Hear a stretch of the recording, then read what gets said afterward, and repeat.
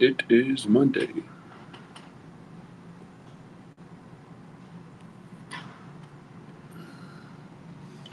Happy Monday to everybody.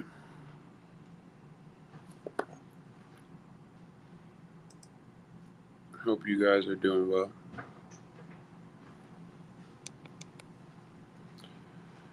Hope everything has been good since we last saw each other last week.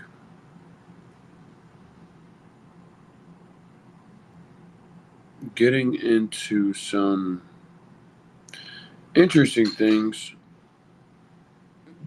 I feel like the American news cycle never gives you a pause, never gives you a break. You guys are consistently in a scenario where you're looking and you're considering, like, is this normal? You know, we've been in a scenario in America where we've seen so many people say, well, this is how it's supposed to go. This is how things are supposed to be. Yet, so many of us are looking at things that were allegedly not supposed to be able to happen. And I was talking to one of my buddies, and he was talking about, oh, um, yeah, he can say these things, he can do these things, but the court, yeah, well, the court takes time. And what happens is, even if you're in a scenario where time is of a consideration, it's like, okay, well, it's not going to happen overnight. I get that. But how long before you actually become desensitized to what's going on here? So when it does happen, you're not in a position to have the reaction that you were going to have initially. I think a lot of that is going on. So he's just throwing stuff out and consistently being in a scenario where you guys are like, well, nah, that's not going to work. I get it. But when are you going to say, okay, is this some other sort of strategy? Because there are plenty of things that are going on. People are definitely right now losing their jobs. But what are you in the scenario of when you consider not just even moving abroad, but living in the United States? How does daily life look like there? It seems like the people I'm talking to, they're just getting by. And getting by seems a lot more closer than what it is that most people seem to, I would say, remember. I definitely think people are in a scenario now where they're looking at life in the United States and is like, I mean, what can I do? I think that's the overall sentiment. What can you do? And this series is designed to not only give you some understanding in what can you do, why you may be even considering it, because I mentioned that whole desensitized thing. That looks different. And we're going to talk about it tonight. We're going to talk about the reasons why I left the United States. My name is RJ. I live out here in Medellin, Colombia. I have been here full time for 2 years. I've been coming here for quite some time. Anybody that knows me knows that that is the truth. However, um, fully giving up America, that is where so many of you guys are at right now. And it's a consideration of not just saying, okay, you're here, but why did you get here? What are the reasons why maybe you didn't start the year off considering moving abroad, but now you may be here? What does that look like? Because so many of you guys are literally trying to figure it out. America was hard enough before groceries got $100 a bag. America was hard enough before so many of these things that we'll talk about tonight became normal. At first, they were scenarios where you were like, okay, This isn't okay. This isn't okay. So many things were going to wake you up and wake you not up from a place where you don't remember, because you guys remember when certain things in America weren't normal. However, America has given you normalcy now that looks so much different. It looks so much different than probably what it is that you assumed your adult life was going to be like. It looks so much different than what you probably assumed just life in America was going to be like. Not just your even adult life, like these kids that come behind us, whether you have children, whether you don't have children, these kids are growing up and things are changing and won't ever go back to even how you got to grow up. Some of the most basic things. So maybe you have kids, maybe you don't have kids and want kids, but where where in what environment are you allowing your kids to grow up in now? Because America has given you normalcy. America has said this is this is exactly what is supposed to happen. And how has that looked? If you're in a scenario where you're possibly looking to move abroad, it probably has not ended up looking as good as you wanted it to. But where do you start? What is it you do? If you're watching, good for you. That's the first one of the first steps of thinking of moving abroad. Thinking about it. You got to think about it. You got to think about it before you do it. You have to think about it before you do it. And once you think about it before you do it, you run into a scenario where you are going to realize maybe there's a lot more that you were upset about that you had gotten used to that is not normal. Have you guys started to feel the weight of, maybe you haven't been able to pinpoint it? Hopefully, we talk about something that helps you pinpoint it tonight. Maybe it's exactly what it is that has been nagging you. You don't know what it is. It's like a feeling you have. It's like something about this isn't right. Something about this isn't okay. However, you're not in a position or haven't been in a position prior to actually really consider leaving. But now you may no longer consider leaving as a option. You may consider leaving as, what how does my life look staying here versus what does my life look leaving? I'm not saying everybody and everything is in a calamity, because I'll be honest with you, if America goes completely, like completely to kaput, most places are going to have a hard time. However, however, however, there are things that are going on and have been going on for so long outside of America that aren't going on inside of that. I'm assuming that are going on inside of America that aren't going on outside of America. That America has sold to you guys as Americans. This is normal. This is normal. And you might have been so inundated with working and keeping up with American capitalism and, getting the stuff and the things that you need, that you might have forgotten some of these things that we're going to get into right now. The number one thing, is the entire rat race of it all. And so many of you guys don't understand what a rat race is. So many of you guys are in a scenario where you're not certain. You're not certain from a rat race perspective that you're in it. Some are aware. You know, let's say you get, and most of you guys don't even get this, but let's say you get a $10,000 raise, right? How much is that per month after taxes? And then when you factor that in, how much is that when they keep raising the rates of basic things, gas, groceries? Um, what else do you need? Oh my gosh, you guys with kids, daycare costs. How much? how much of your actual paycheck are you utilizing for basic things? And the American rat race comes down to, yes, you may be getting a raise, or you might get a little more money, or once a year. I think it's a, what do you guys call that? Refund time.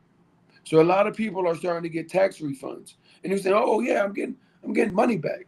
And there's these rumors going around, with main man, that is the White House is calling him, the new king. Like, what are we watching?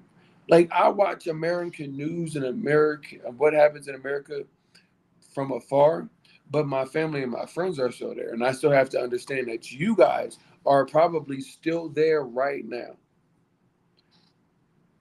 What are you guys being desensitized to? You get a raise, but what is a raise when they keep raising the rates of basic things? I'm not talking even the luxury items that you guys like to buy. I'm talking about rent, the price of groceries. Do you guys remember? Do you guys remember the first time that gas went to $3 a gallon? Now, you California people will probably be like, "Oh, gas been $3 a gallon for a while," but people on the East Coast, gas wasn't $3 a gallon. Do you remember? And do you remember how you said, like, "What am I going to do? How am I going to afford the gas prices? How am I going to afford to get to work?" I guess people aren't going to be going to work. Guess what happened? You guys got used to it. You guys, you guys ran into a scenario where you had to get comfortable with it. Hey, I moved from South Florida. South Florida. Somebody asked in the comments where I moved from. I moved from South Florida. I'm originally from Philadelphia, but I moved from South Florida. Um, Realistically, rent, I think at the time, became like, I moved 2 years ago. It became $2,900 now. I lived in a city in South Florida that was like a suburb of Fort Lauderdale. That place had you had to buy their bags. So I think it was five or six trash bags and a couple of recycling bags. It was like $12, $15. It was supposed to go towards the city, but like everything was at a premium, and I was still 40 minutes from the beach. And I just realized, like, I had kept spending money, and I was like, they just gonna keep asking me for more money. Oh, I made more money, but they're just going to ask me for more money. The Publix in Florida and Atlanta is from Florida to Colombia. That is correct. Um, that is a scenario where I ran into where I was like, I can keep doing this, or maybe I just stop. Because the rat race is designed to think that you are in the position to get ahead. Now, some of you guys are going to get ahead. I'm not saying that. I'm not saying that everybody's broke, but honestly, you could kind of say everybody's broke. I say that is because of this. Most people, because of the internet, think that everybody got a lot of money. They do. They think that everybody is driving a Benz, and the Benz is paid off, and they live in a nice house, and they can go take a vacation anytime they want to. That is what the American dream gives you, the illusion that so many Americans are actually living. But the actual numbers don't line up with a majority of Americans living the American dream. They're all in the rat race and chasing the American dream, but the obtainability of it, most people aren't getting it or anywhere close. They're just spending their life trying to do it. Did I have to learn Spanish? I learned Spanish. I'm a travel agent, so I came down here in 2017. Been coming down here since. I learned my Spanish here. I learned my Spanish in Colombia, but I also learned Spanish in college. I took Spanish in college and in high school, and I am not completely fluent. Spanish is an interesting language, and learning as an adult is even more interesting. But I do know enough to maneuver and get around, and I am consistently trying to learn more. Spanish. So anybody watching, somebody asked me if I learned Spanish, and I'm like, yes, you do need to know to say hello, basic cadences in the community, like buenos dias, tardes, noches. Some people don't even say any of those. They just say buenas. It depends on where you are, what kind of Spanish you may need. Just as, like something easy, but you go somewhere else and it's a little bit more localized. Like I think in Dominican Republic, they like, "Que lo que?" Like, "What's up? How are you?" These things are all they're all interesting when you get into the different cadences of Spanish. Even from here in Medellin to Cartagena, they are all different versions of Spanish.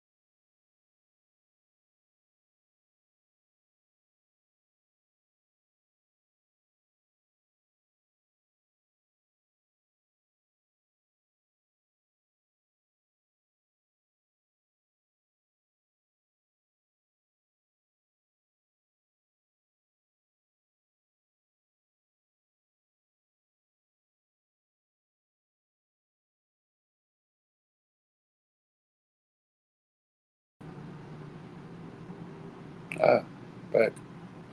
You guys stayed on. Thank you. Yeah, but that rat race scenario is definitely something to be aware of because so many of you guys are literally buying your time and chasing this dream, and you don't have a lot of you don't have a lot of time. And I say that is because even though you may be young, you're not promised tomorrow, never mind the next 30 to 40 years. So being in a situation where they're consistently like adding prices and more money, but they're not giving you more money at the same rates that they're adding it to the basic things that you need to just survive. So many people, I never moved to California, but in California, there are so many people that go to a full-time job, 40 hours a week, and it's legal to pay somebody enough, which isn't enough for them to not have enough money to be able to afford a house. How is that possible? How can you not afford an apartment when you go to work for somebody, a corporation, a small business, whatever the case is? That absolutely is outrageous. But that is America right now. And that has become America. The American rat race was the first reason why I said, I'm out. I'm not doing this anymore. I'm not going to spend the rest of the life that I do have, which I don't know what the date is, but I'm not going to do that. So I said, I'm out. You guys watch this stuff. Like I said, they literally called the man the king. This has nothing to do with political affiliations. We America is not a king queen environment. That is not what are we getting desensitized to? And people say, "Oh no, that was funny." Man, oh no, he gonna just the court is gonna. And somebody said you should. I saw on CNN. You should go to your politician and you should demand that they do something. But what if they don't do anything? All you got to do is just keep going to work every day, and that's what you have to do. You got to continue to show up and do that. And it's like you're getting desensitized to what is going on in the United States and what is being rolled out to you as normal. It's now normal for $100 bag of groceries. We won't get into that. But it's now normal for the American rat race to consume your life. You don't even have enough time to enjoy friends, family. You don't even have enough time to enjoy you. What's your hobby? Put your hobby in the comments if you're bold enough. Put your hobby in the comments and put also, if you're bold enough, when is the last time that you were able to actually do your hobby? Most Americans are overworked, underpaid, overstimulated. If you're busy, you have no way to react to what's going on with you. So you need to take a look at this and realize, is this one of the reasons why you might be looking for content like this, looking for some way to make sense of it all? Because we're talking about what the rat race has over over put it into a situation where it costs so much money. However, what about something as extremely basic as eating? What has America given you from a food quality perspective? In the last years, especially after the pandemic, how has food quality declined in America? When I was leaving, they were saying, hey, we may start giving people lab grown meats. And then they said, hey, we're giving people lab grown meats. It went from a if to a here you go. Lab grown meats. So, lamb, chicken, cow, fish. We ain't got enough of that. We need to grow this in a lab and we're gonna give it to you. But no, we're not gonna do this for nobody else. Only the best for Americans. Americans love America. They are priding themselves on we live in America. We're the best country in the world.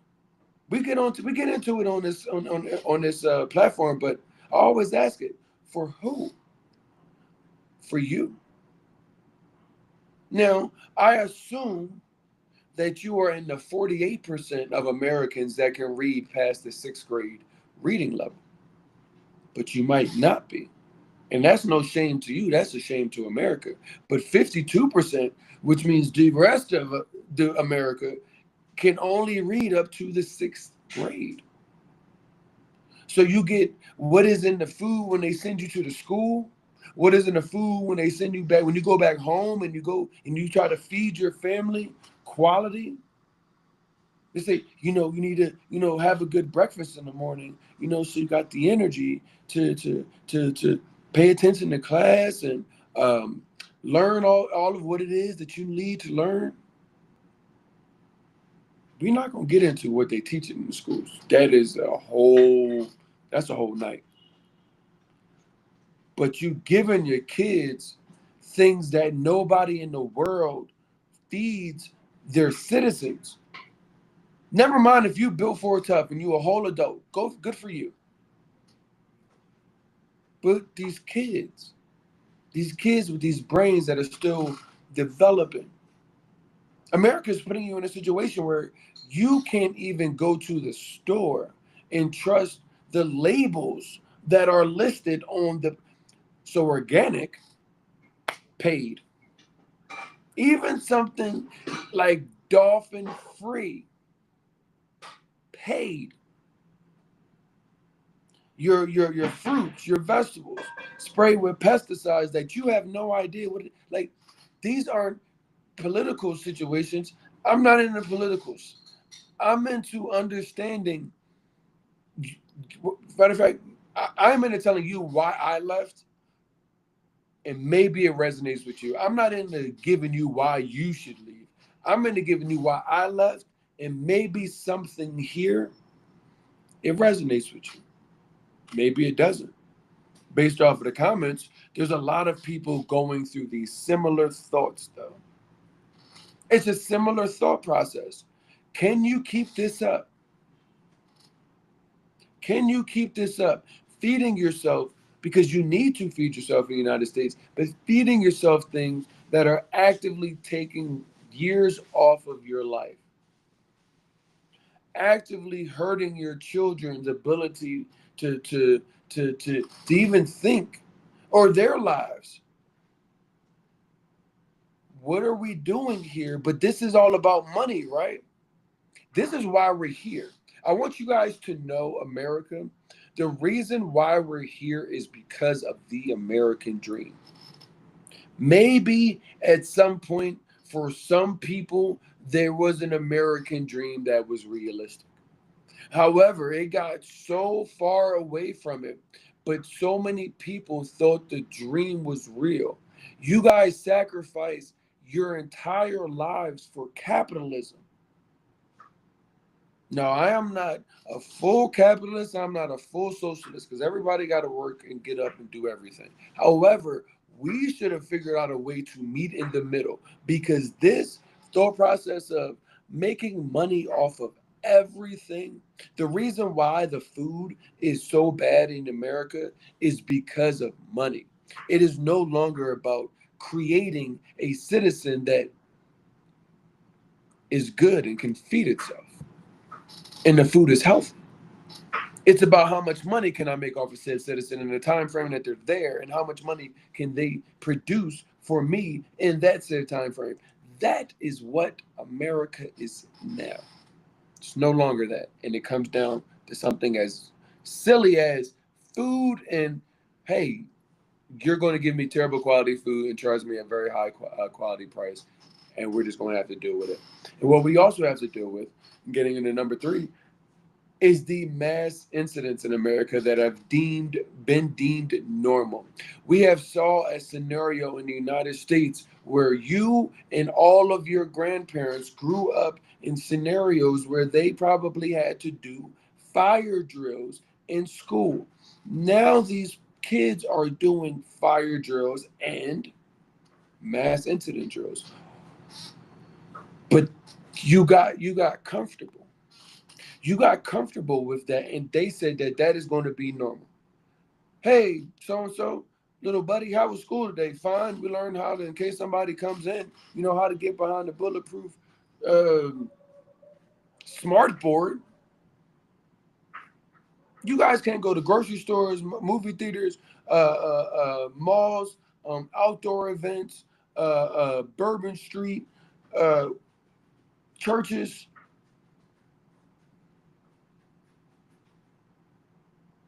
Y'all think this is normal. People ask me, well, what would make you move to Colombia? What would make me stay in America? Are you watching what I'm watching? Are y'all paying attention? Or are y'all that desensitized? Are you that desensitized to what is going on here? You guys remember the first mass incidents that happened. I'm old enough to remember Oklahoma. I'm old enough to remember 9/11. I'm old enough to remember Columbine. I'm old enough to remember all of these things that they said, never, never again. We've seen so many of them happen again and again and again. And America just goes on. They make a T-shirt, they make a hashtag, they make a trending topic. Feels good for a little bit, and then we're right back to the program. Where where where are we going to find anything if that is what is deemed normal?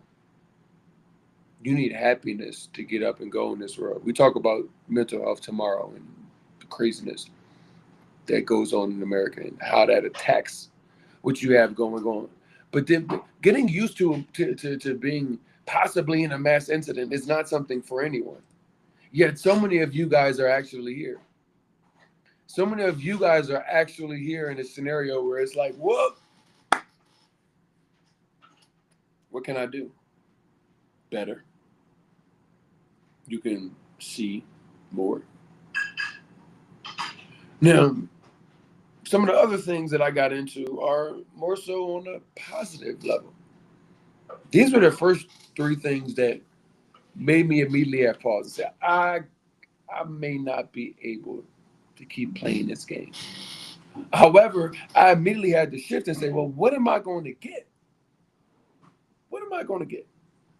I knew, even though America didn't teach me, just from my travels, that hey, if I left and didn't spend all my money on just basic housing things that I need to survive, maybe I'd have enough money like to travel more.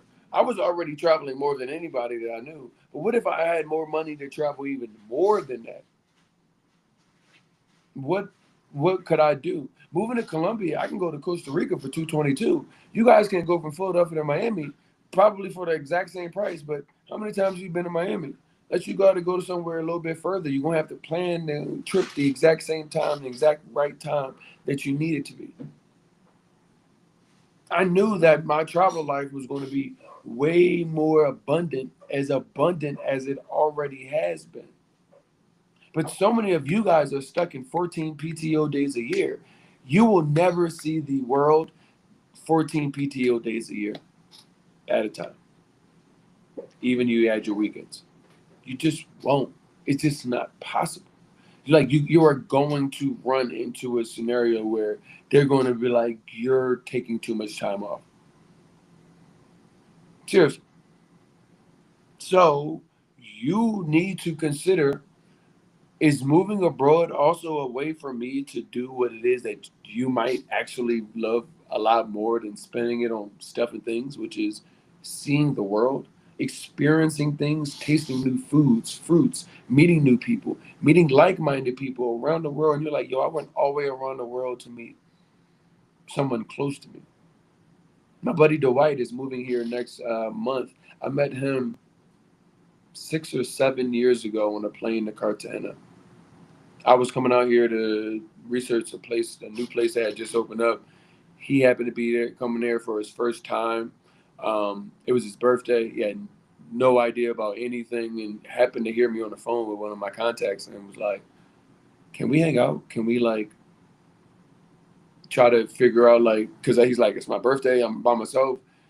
And literally, we have kept in contact. He has come to Medellin last year. We went on a Shiva for the first time together here in Medellin. Um, and now, based off of like helping him put the pieces together, he's moving here next week. Like travel allowed me to meet other people. I posted a video today about community, and it's like you will meet somebody as crazy as you because maybe you moving abroad has been considered crazy by your family, your friends. Okay, welcome, welcome to the club.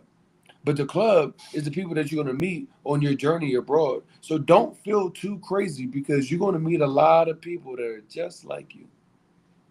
But that was an opportunity for me. I got a lot of brothers and sisters, and I always still felt, well, I'm just the one that's going to think like this. And that was fine. But I knew that there was possibly some people that may be going through something just like me. And when I went over here, I'm like, oh, snap. They said you was crazy too. Like, yup. Now look at us. Living our best lives. Seeing the world in a way where we are appreciating the life that it is that we have, with whatever question mark, because we all have the question mark. So many of us will want to die as an old person in our bed with all of our family around us, with a cup of tea and everything is perfectly fine. But that's not how life is. Hopefully, this is a wake up call for you guys. Hopefully, this is a wake up call for you guys because the last thing, and we kind of get into this a little bit later in the week, but the last thing, the reason why I wanted to move abroad was because I realized that maybe that American dream wasn't what my life was supposed to be. And that learning new cultures, learning new languages, traveling, meeting new people, meeting local people, developing relationships with them, all of those things were where my life passion was going to be. And it was a question mark that I got the answer to relatively quickly of moving here. But it was one of the biggest things because I knew what I was being fulfilled with wasn't fulfilling. I kept having to go back to the well. I kept having to go back to the well and saying, I need more.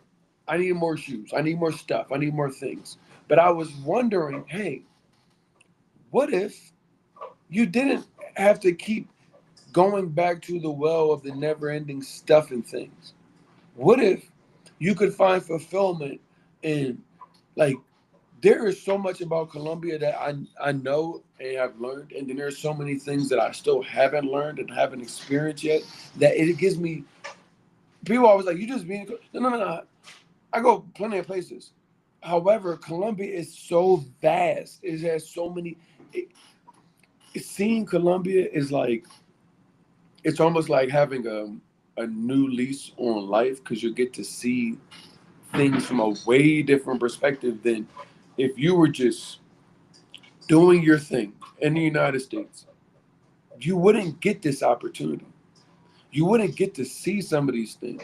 Some of them are familiar, some of them are completely like, whoa, this is different. But we're running into so many opportunities as a collective community down here that is just like, so many of us are came here for this, to see the world from different eyes. America puts blinders on you. You're like a show horse that has blinders on like this, and all you can see is America. And the entire world is going on the left and the right of you. You can't even look up or down. You just can only look straight. You guys are in a position to possibly change your life. However, if you don't do anything, you will get nothing. Now, you may not be able to move abroad. But there's just so many things that we're going to talk about this week that you guys are going to need to snap out of it and wake up and realize that if you can't move abroad, there are things that you can do. And if you are looking to move abroad, you need to make certain that you're coming back here, tuning back in, finding out what it is, because the things that I'm talking to you about, they're not in these people's guides. These people aren't having conversations with you about real life stuff. Like, what do you do when you don't know what to take? When you go move abroad and you got all that stuff and those things that you spend all your time and energy away from your friends and your family, what do you take with you? How do you feel? These are the things that we talk about here. These are real conversations. These are real conversations and a real glimpse into what my journey was and how it could possibly be some of the things that you are going to have to uproot yourself with. It's tough. This is not the normal move. This is a new move and this is going to be a new life for you. But you have to be willing to unprogram yourself. This is almost like stepping out of the matrix, because America is the matrix.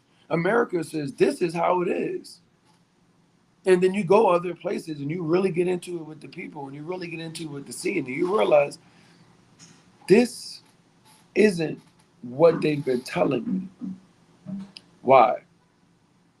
Two whys. One, why?